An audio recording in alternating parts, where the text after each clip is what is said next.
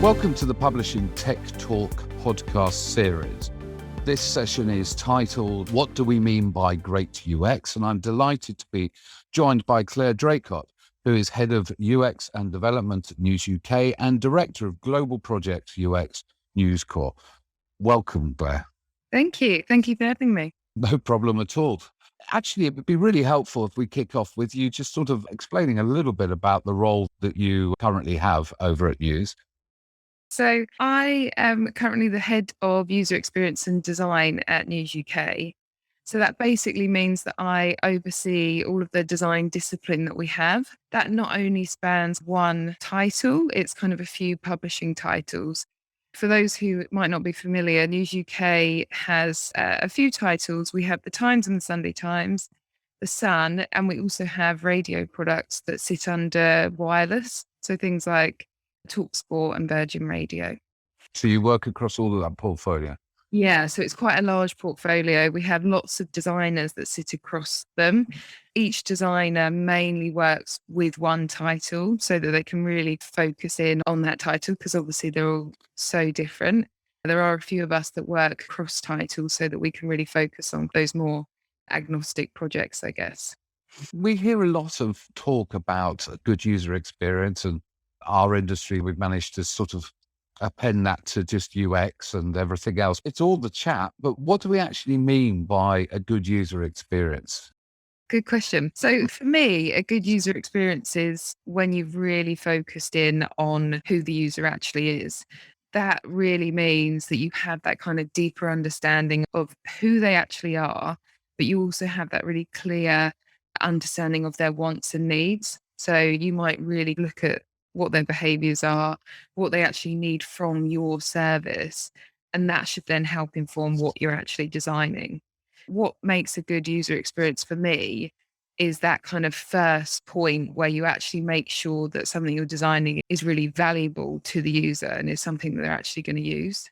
I think everything else can kind of fall off the back of that. So if it's valuable, it's something that people want to use, you can then start layering on top the really nice micro interactions, how something actually looks. And that's the icing on top in my eyes. That's quite challenging. I mean, if you talk about your portfolio and you think of the reach of the Sun just as one brand alone, there's going to be multiple users at any one time. How do you identify a flow that is going to initially engage all of those users that are coming to your environments and provide that first touch point? How do you establish that? There must be some guiding principles to that approach. It depends what title it's for. But for me, it's the kind of first stop that you should always focus on is the multiple different users that you might have. The Sun has millions of users visiting every single day. And you really need to think about, we're not just designing that one experience because it might not be fit for purpose for all of them.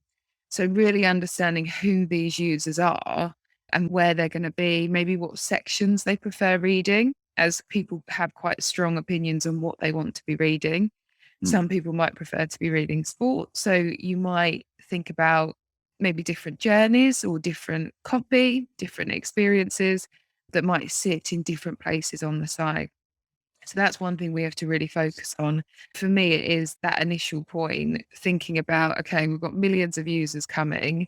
How do we slightly segment them so that we do have that understanding of who they actually are? I'm suggesting here that first-party data is essential to being able to achieve that. Yeah, definitely. Our first port of call normally will be refreshing ourselves with our personas that we always have, living documents that we quite often will go back to. But then it will be straight onto the data, how people are currently using our products, and also looking at auditing that site so that you can really see where people are dropping off, what good looks like, and that can really hone in on where we need to be focusing. So as a setup yourselves, you've obviously got the two roles specifically here within the UK, but the broader global project part of News Corp in terms of its UX. How are you sort of set up as a global organization to be able to deliver? You talked to the fact that each brand has its own dedicated designer within that. And then obviously there is yourself and the team that are across all of these brands. What does the setup look in your organization in terms of personnel, approach, strategic alignment? How do you have that continuity across all the territories, markets, and brands that you operate? Each title globally, so you've got New York, which is kind of our headquarters. You've also got Australia and obviously News UK. Each title is almost seen as individual with the kind of setup. So you might have your own designers, your own product teams, various different stakeholders, general managers, lots of different people that sit under just that one title. So all of their aim and their goals and missions all align into that one title with what they're trying to achieve. What we then have is lots of people sitting across kind of horizontally as well. We have a global CTO who sits across, and he really looks into aligning things together, pulling things together, making sure that we have a larger strategy for where we're actually trying to get to. And then that filters down per title as well. What we quite often do is, in terms of planning and making sure that there is some alignment, we have some big days where we really go through what's on people's roadmaps, where we are, what's the plan of action, so that even if you don't work on these titles, you're still hearing that firsthand. It kind of sparks a bit of discussion to say, oh, well, we're doing something on video as well. And that's where my role comes in quite a lot, to pinpoint some of these areas and think about, instead of us all doing, having multiple designers across the same sort of thing, doing it ever so slightly differently, how can we do this once, what we call agnostically? So really say this is best practice, do that once, and then roll it out per title. Yeah, that's a really interesting approach. So lessons learned goes into a vault, and then every time any of the other brands are approaching that kind of thing, you've got that to draw upon. But do you support this whole approach with any specific research? Is that something that you do, and do you do it with a frequency? So one thing that I did a couple of years ago was actually put in place a new team for these exact reasons. We have a team called the UXD Hub. Quite often you're bogged down with roadmap items. There's so much day to day to do. Actually just taking a step back and doing that deeper research that you need to do, but unfortunately you never find the time. We were really struggling with that within the titles. So what I did is put forward to have this UXD hub, a ring fence of just a handful of resources, but they've all got different skills. And that's that resource so that we can lean on that team for things exactly like you just said. So that might be deeper research. It might be agnostic things. An example of that might be my account. The features and functionality tend to be the same, no matter if you're a Sun user or a Times user. So making sure that it's designed once, it's designed well, it hits best practice, and then we can roll it out for all of the titles. So that's why we set up that team. And it also allows us to just have a bit of breathing space, so that a project that we've just done around accessibility, making sure frameworks are in place that we could roll out globally to say, these are kind of the standards, this is the framework.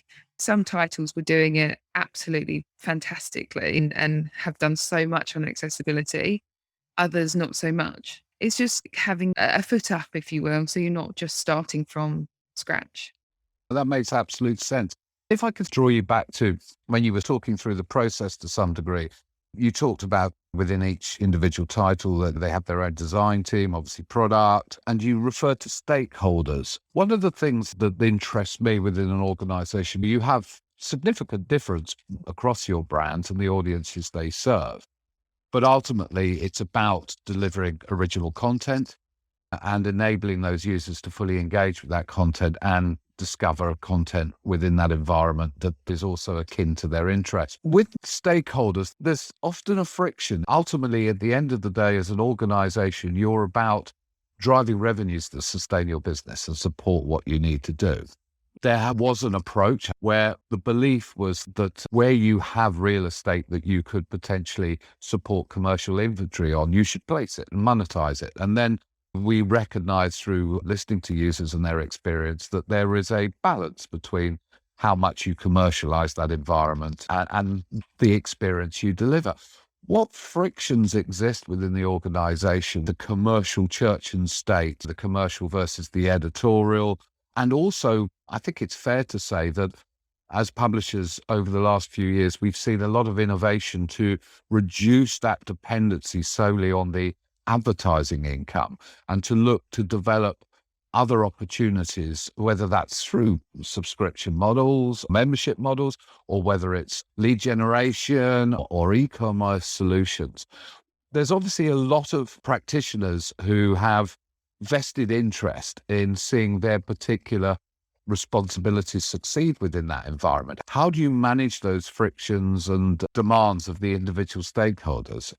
That's a really good question. It's really not an easy thing to do at all. I'm still learning a lot from it, but it definitely is. It can sometimes feel like you're trying to design a fantastic experience, but you're hearing lots of different things and kind of slightly torn in different directions.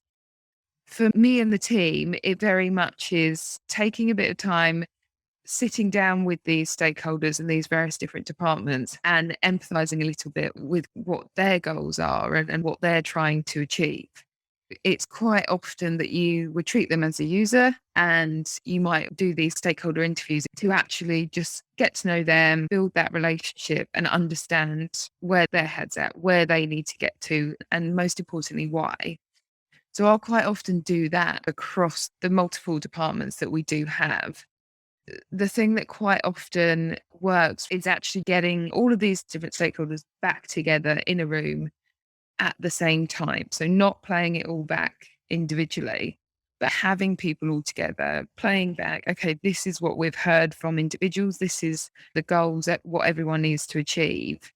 People can have those discussions or even have those debates in the room, but layering that on top with user findings, what the user actually wants, so that everyone has the same knowledge around business and user requirements and goals.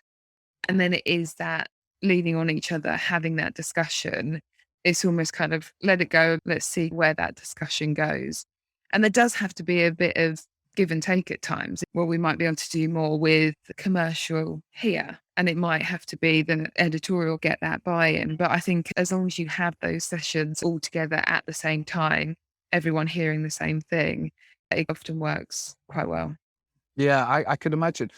Is it fair to suggest that what you're experiencing and what you've seen through the work you've done since creating UXD Hub and various other things, over the years we've heard that we're mobile first, we're digital first, now we're data first. I heard many organizations talking about the challenge and then the successes of bringing every party into the conversation and recognizing the importance of data and how that informs the whole business and how everybody has a vital role in making sure that they contribute that part in understanding and analyzing that data. Is it now the same for the UX? Is it no longer just a buzzword, but everybody recognizes within an organization responsible for delivering an online brand, their role in that whole UX? Or do you still find that there is a relatively broad gulf of education required in certain areas? That's quite a difficult one to answer for me. In some areas, I find it's not a buzzword anymore.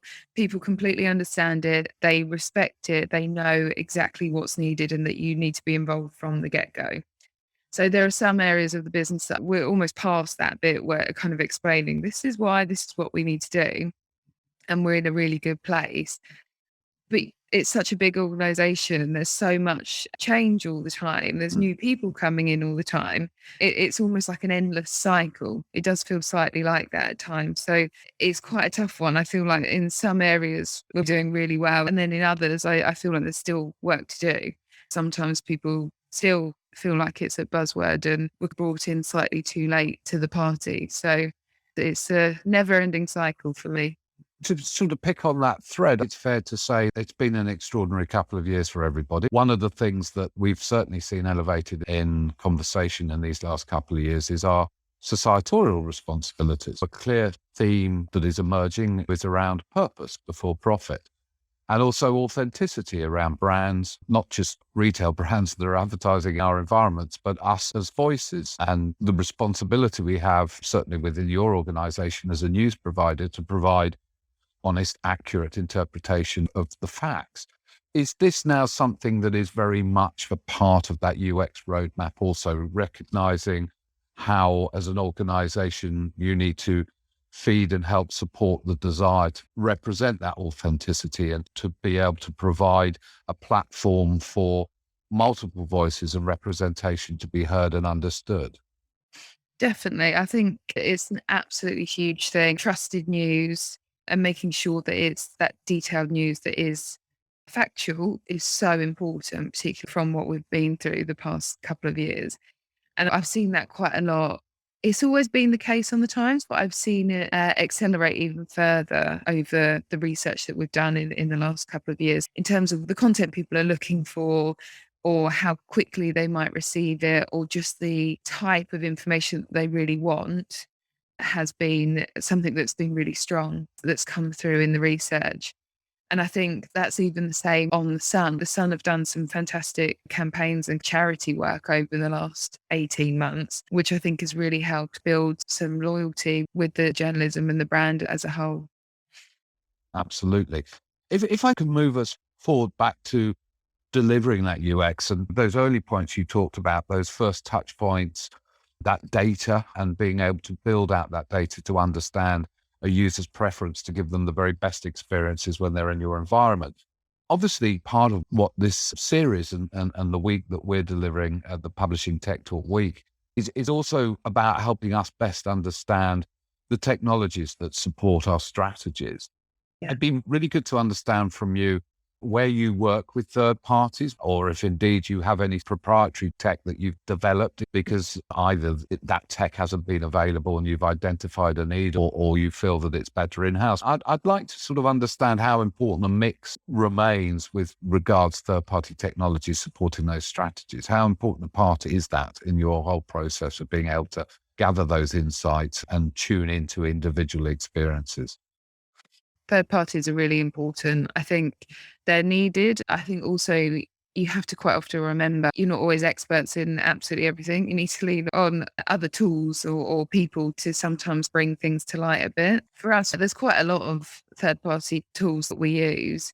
I'd say from a design perspective, the one that we use is our research tool that really helps not only reach a wide variety of people, but also really quickly, and allows us to do all these different methodologies, which we would have really struggled with, particularly with kind of COVID and lockdown.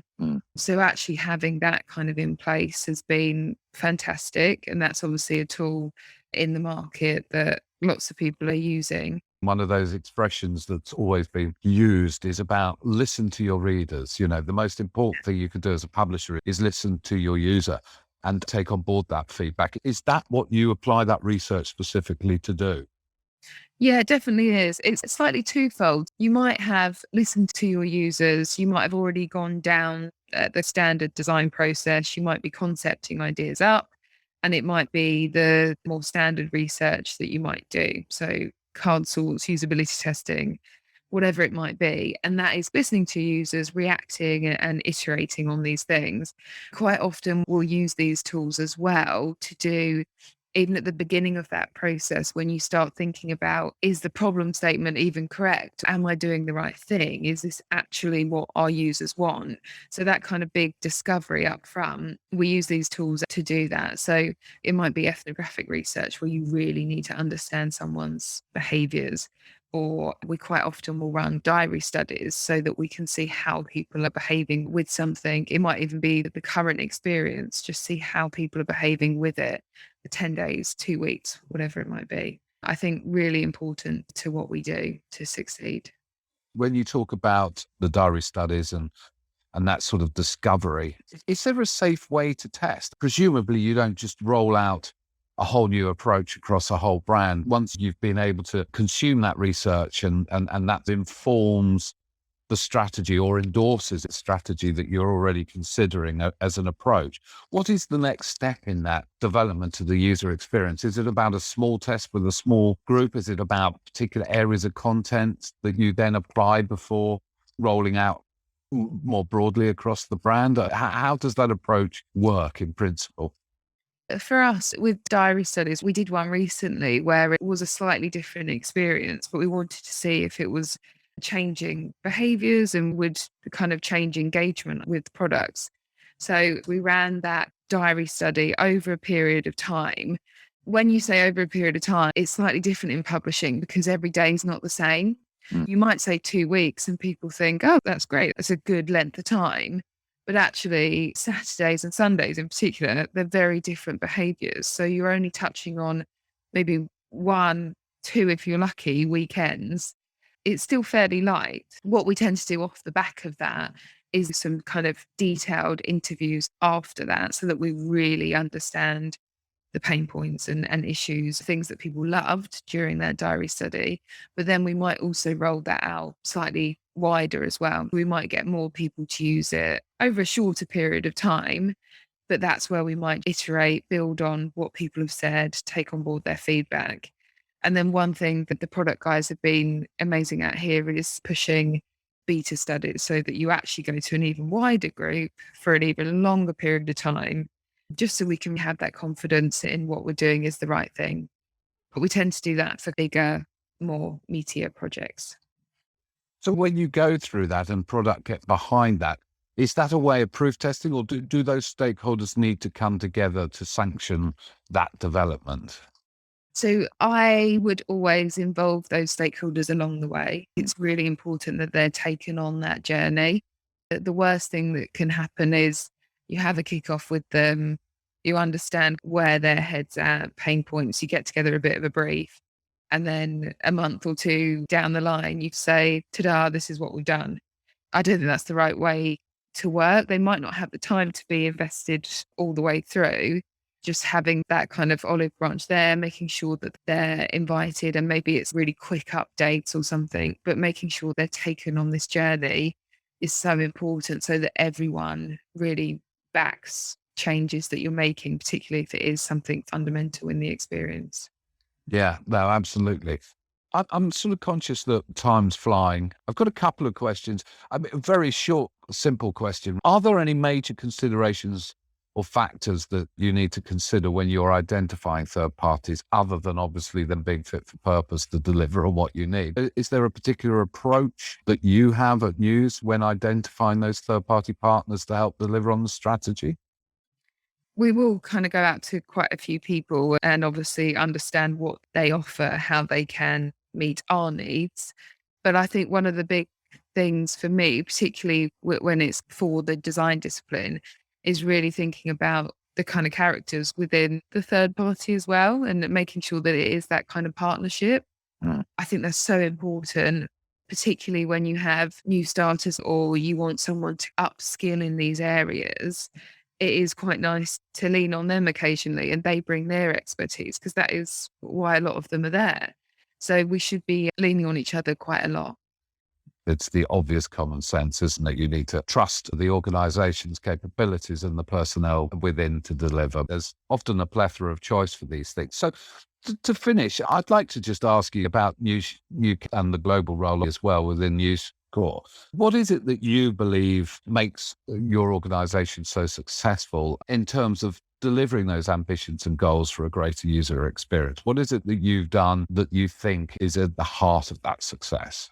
I think it is just having a built out design team that have really understood the business and how we work, so that we can really say, this is how best to work to meet the business's needs. And we've kind of set up accordingly. So I basically mean the titles and the hub and having that set up. I think that's been a huge part to be successful. That's given us the time for that deeper research. I think also having that team that feel really passionate about what they do. They're really passionate about the brands that we work for and the users. So being that voice of the customer just comes naturally. It doesn't need to be really thought through. You already have that empathy for the users. news is so fast paced. It always will be. Something happens and it's live on the site instantly. The big challenge sometimes is getting people to understand that things might take a bit longer because we need to be testing, we need to hear from users.